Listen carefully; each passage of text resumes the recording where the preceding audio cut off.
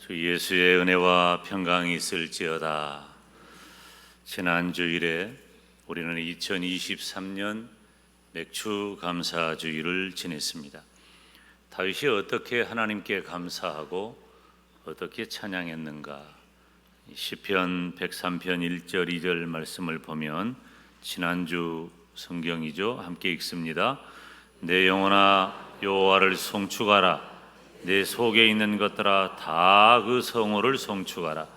내 영혼아 여호와를 송축하며 그 모든 은택을 잊지 말지어다. 아멘. 다윗 자신에게 베푸신 하나님의 은혜, 그리고 이스라엘 민족 공동체에 베푸신 하나님의 은혜를 기억하고 감사 찬양했습니다. 우리가 28절 29절만 읽었는데 오늘 본문 18절 이후의 말씀 다 보면 이 다윗의 이야기예요. 오늘 다윗의 감사와 소원 은혜 받으시기를 주님의 이름으로 축원합니다. 오늘 설교 주제는 딱 드러났잖아요. 첫째, 다윗의 감사. 둘째는 뭘까요? 다윗의 소원. 참 쉽습니다. 간결하게 정리합니다. 특별히 첫째는 다윗의 감사. 지금 우리는 감사의 계절을 지내고 있습니다. 더워 죽겠는데 뭔 감사냐 하는 분이 있지만 지금 우리는 맥주 감사 시즌이에요.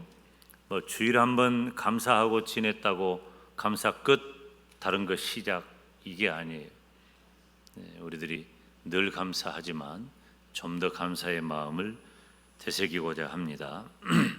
첫째, 다윗의 감사. 오늘 본문 28절 한번 다시 읽을까요? 시작. 주 여호와여 오직 주는 하나님이시며 말씀이 참되시나이다. 주께서 이 좋은 것으로 종에게 허락하셨사오니. 아멘.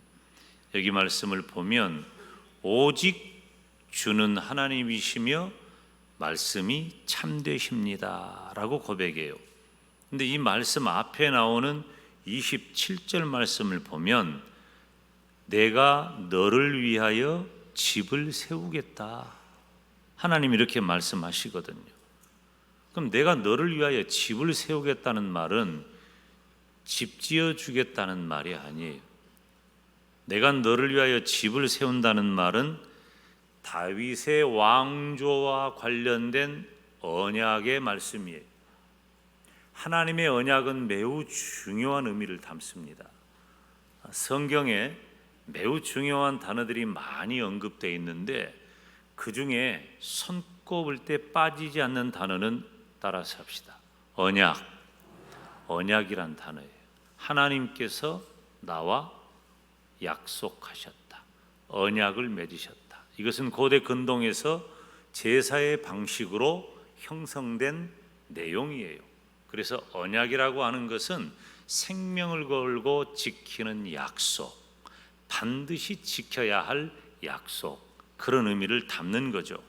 그런데 하나님께서 내가 너를 위하여 집을 세우리라, 그렇게 언약의 말씀을 해주셨어요. 그런데 단순히 다윗의 왕조는 다윗이라고 하는 한 가문이 왕 노릇을 계속한다는 데 의미가 있는 게 아니에요.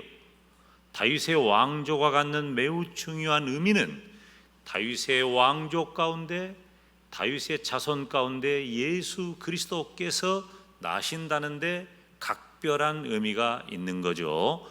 그래서 예수 그리스도를 나게 하시는, 예수 그리스도를 이 땅에 보내시기까지 하나님은 그 언약을 분명히 지키시고 예수 그리스도를 통해서 죄에 빠진 온 세상을 구원하시되 지금 이 자리에 있는 저와 여러분을 구원하시는 하나님의 약속, 하나님의 언약임을 믿으시기 바랍니다.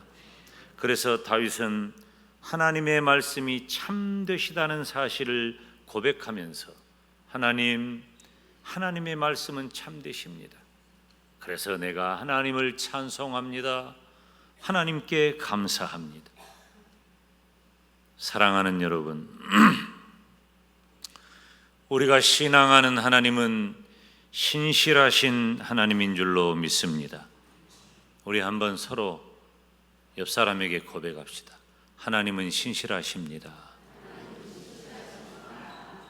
별로 옆 사람 보면 믿을 만한 표정이 아닌데 다시 하나님은 신실하십니다.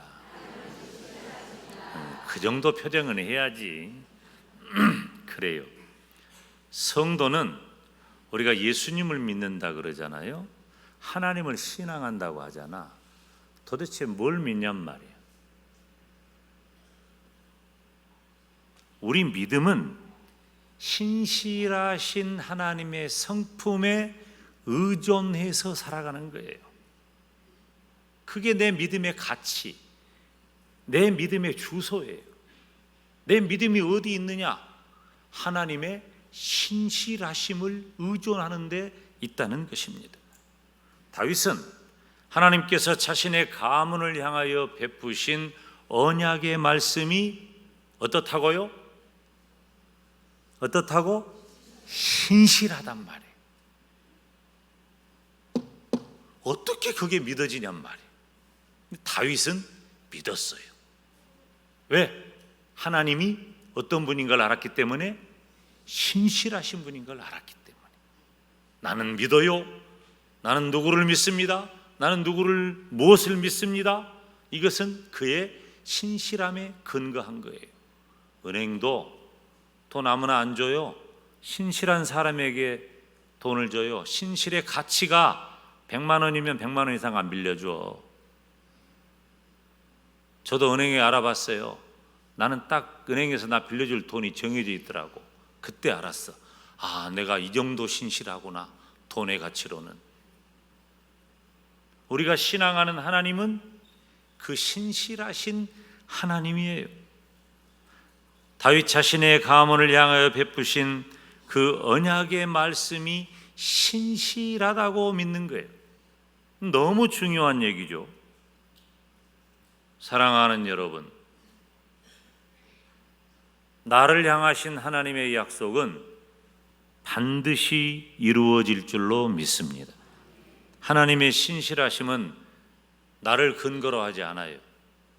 그렇다고 막 살라는 말은 아니니까 정신 바짝 차리고 들으세요.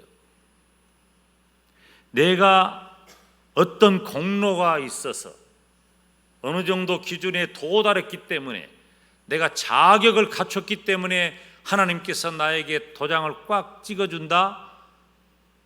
착각하지 말아요. 우리는 아무리 달아봐도 미흡한 존재입니다. 부족해요. 함량 미달이에요. 하나님의 그 절대 가치에 비추어 볼 때 우리는 두말할 것도 없이 천부여 의지 없어서 손들고 옵니다. 나는 죄인입니다. 이렇게 고백할 수밖에 없는 존재예요. 그러므로 나는 그렇지만 하나님은 신실하시기 때문에 나는 공로가 없어도 강구할 힘을 얻게 되는 겁니다. 만약에 내가 가진 자격과 가치 기준을 근거로 해서 우리가 하나님 앞에 나아가야 한다면 우리는 예배당 문턱도 못 넘을 사람들이에요.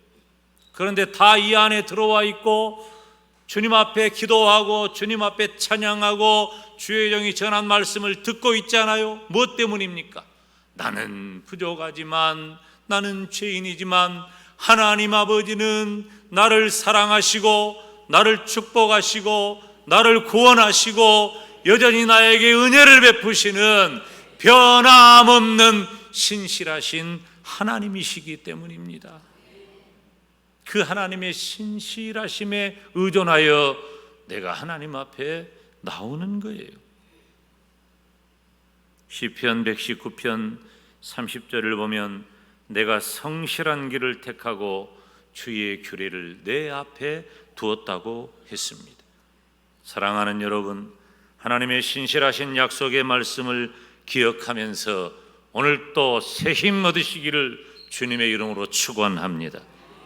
그런데 하나님께서 여기 말씀을 보면 하나님이 주께서 이 좋은 곳으로 종에게 허락하셨다. 다윗이 고백하는 거예요. 따라서 합시다. 좋은 것. 우리가 기억하는 다윗의 생애가 언제나 모든 것이 다 좋았습니까? 저는 제 영어 이름이 다윗입니다. 데이빗. 두 가지 이유가 있어요. 첫째는 제가 다윗을 너무 좋아하기 때문에 그렇고, 둘째는 제 이름이 김용대라 그때서 데이빗 연결하기 좋으니까 그냥 데이빗 한 거예요. 근데 다 두 가지가 포함되어 있어. 너무 좋아요. 근데 제가 김용대 목사야, 너는 다윗처럼 살아라 하면 절반은 맞고 절반은 안 맞아. 제 마음에 절반 맞는 것은 다윗은 전심으로 하나님을 신앙하는 위대한 믿음의 사람이에요. 그 믿음만 생각하면 옳다구나, 그렇습니다, 그렇게 살고 싶습니다, 천번 만번 그렇게 대답하고 싶어요. 그런데 다윗의 생애가 어떠했습니까? 다윗의 생애는 고통과 번민, 시련과 암울함으로 가득 차 있어요. 그 위대한 믿음과 그 삶이 어떻게 보면은 우리식으로 말하면 연결이 잘 안 돼. 믿음이 좋으면 복도 받아야 되잖아. 믿음이 좋으면 문제도 없어야 되잖아. 믿음이 좋으면 문제가 있다가도 사라져야 되잖아. 그런데 다윗은 그 위대한 믿음을 가지고 있으면서도 일평생 쫓기고 두려워하고 배반당하고 고통당하고. 그런데 저보고 다윗처럼 살라고요? 다시 여러분 저한테 다 물어보세요. 목사님, 다윗처럼 사세요. 시작. 아니, 의심하지 말고 질문을 해보라니까. 내가 대답 잘 할 테니까 걱정하지 말고. 목사님, 다윗처럼 사세요. 시작.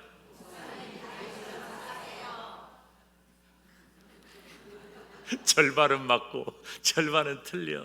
근데 기가 막힌 말씀이 있어요. 다윗이 어떻게 했느냐? 저는 그렇게 대답을 드리는 거예요. 다윗은 절대적으로 끝까지 어떤 경우에도 오직 하나님만 의지했습니다. 여러분, 내 환경이 어떻다고 좌절하지 맙시다. 포기하지 맙시다. 오직 하나님만 의지하시기를 바랍니다. 그래서 저와 여러분에게 지금도 하나님은 다윗과 같은 마음과 믿음으로 진정한 감사의 사람으로 살게 하시는 겁니다.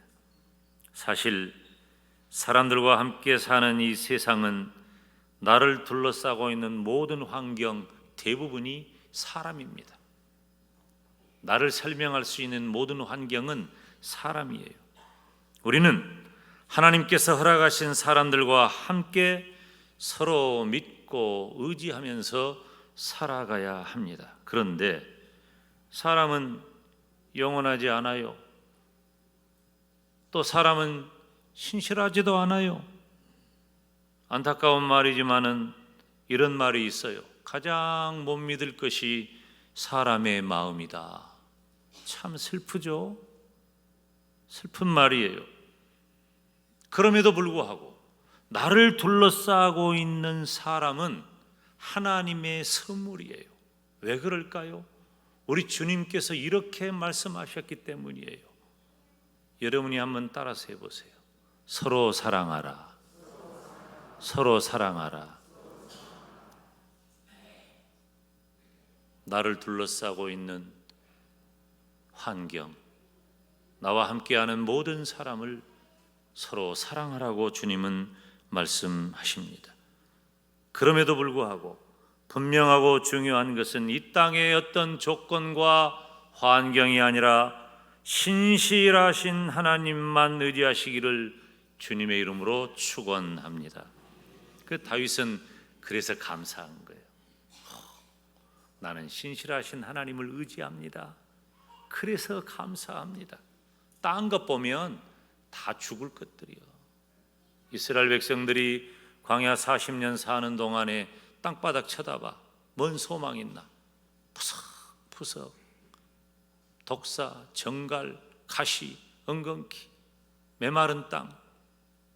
그런데 하늘을 쳐다보면 그 광야에서도 하나님께서 드리워 주신 구름 기둥이 있고 불 기둥이 있고 만나가 내리고 메추라기가 내려온단 말이에요. 우리의 환경에서도 신실하신 하나님을 의지함으로 하나님께 늘 감사하시기를 축원합니다. 두 번째, 다윗의 소원이 뭐예요? 29절 함께 읽습니다. 시작. 이제 청컨대 종의 집에 복을 주사 주 앞에 영원히 있게 하옵소서. 주 여호와께서 말씀하셨사오니 주의 은혜로 종의 집이 영원히 복을 받게 하옵소서. 아멘. 종의 집에 복을 주사 주 앞에 영원히 있게 하옵소서. 주의 은혜로 종의 집이 영원히 복을 받게 하옵소서. 다윗이 그냥 딱 하고 하나님 앞에 내놓는 거예요. 하나님, 종의 집에 복을 주셔서 주님 앞에서 영원히 있게 해주세요. 하나님, 주의 은혜로 종의 집이 영원히 복을 받게 해주세요.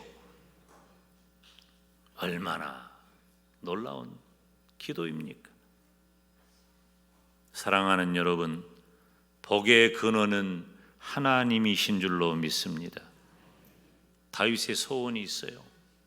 복의 근원 되신 그 하나님으로부터 오는 복이 다윗의 가문에 영원히 임하게 해달라는 것입니다. 제가 이 단어 참 좋아합니다. 영원이라고 하는 단어. 이 영원이라고 하는 단어는 이 김 목사에게 있어서 정말로 보배롭고 존귀하고 뭐 어떤 보석보다 귀한 단어예요. 제 신학과 신앙의 기조가 되기 때문입니다. 하나님은 영원하시다. 그 영원하신 하나님이 우리들에게 복을 주신다는 겁니다. 복이 뭐예요?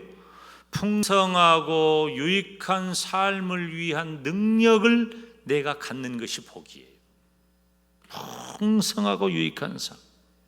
하나님의 백성은 삶의 풍성함으로 하나님께 대한 감사와 찬양을 표현합니다. 다윗의 조상 가운데 야곱이 있잖아요. 하나님 앞에 우리가 기도할 때 참 그런 태도 중요해요. 이 야곱은 천사에게 자신을 축복하지 않으면 놓아주지 않겠다고 했어요. 창세기 32장 26절을 보면 함께 읽습니다.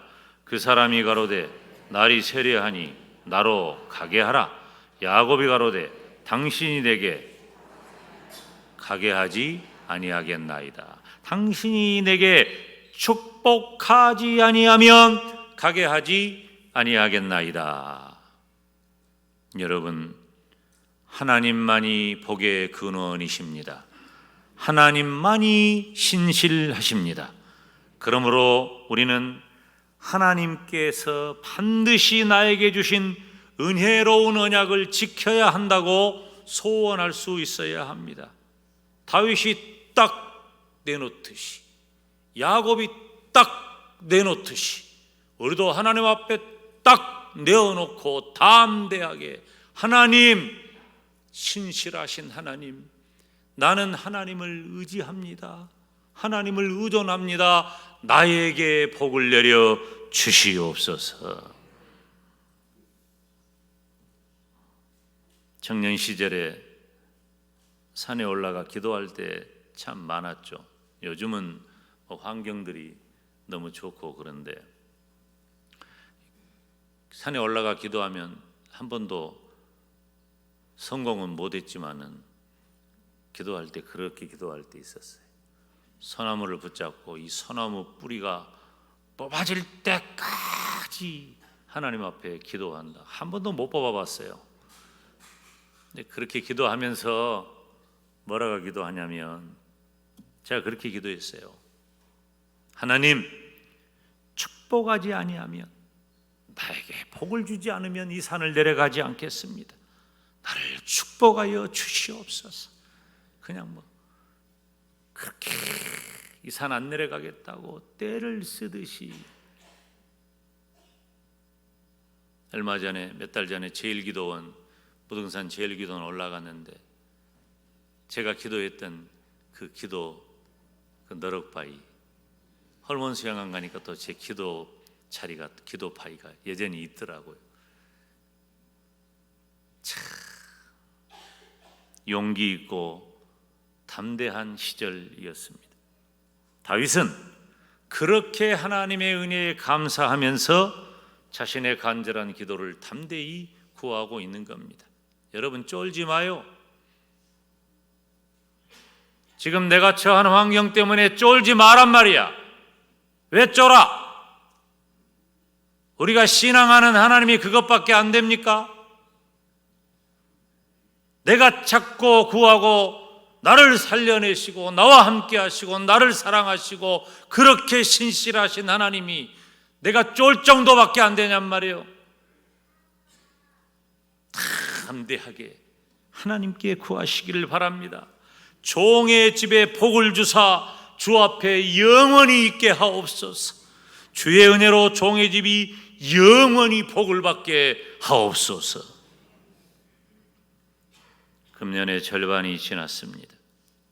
우리가 금년 시작할 때 여러분, 우리가 뒤돌아보면 아까 우리 장로님이 6.25 얘기했지만은 오늘 예배 참석한 분들은 6.25 경험 안 한 분들이 훨씬 더 많아. 근데 오늘 예배 참석한 분들 중에 IMF 얘기하면 공감한 분들 상당히 많고 또 코로나 얘기하면 공감한 분들이 엄청 많아요. 우리가 한 3년여 동안 얼마나 힘들고 어려운 시간을 지냈습니까? 금년을 시작하면서 우리가 참 들떴고 기대도 있었고, 그래서 우리가 마음의 소원도 있고 계획도 다 있었습니다. 어떤 것은 이미 이룬 것도 있고 감사한 것도 있고 아쉬운 것도 여전합니다. 그렇지만 분명한 것은, 변함없는 것은 하나님은 나를 사랑하신다는 겁니다. 그러므로 하나님의 신실함으로 하나님이 여전히 나와 함께 하신다는 사실을 붙잡아야 돼요. 그 하나님, 신실하신 하나님께 감사하면서 담대히 나의 모든 것을 구하시기를 주님의 이름으로 축원합니다. 우리가 그렇게 간절히 구하는 것, 주의 은혜로 종의 집이 영원히 복을 받게 하옵소서. 다윗이 하나님 앞에 자신의 초라하고 비참하고 고통스럽고 그렇게 많은 문제를 안고 있으면서도 하나님, 주의 은혜로 종의 집이 영원히 복을 받게 하옵소서 담대히 구했잖아요. 지금 우리는 맥주 감사의 계절을 지내고 있습니다. 하나님께 감사하고 하나님만 주시는 복을 구하는 저와 여러분이 되시기를 주님의 이름으로 축원합니다. 기도하겠습니다.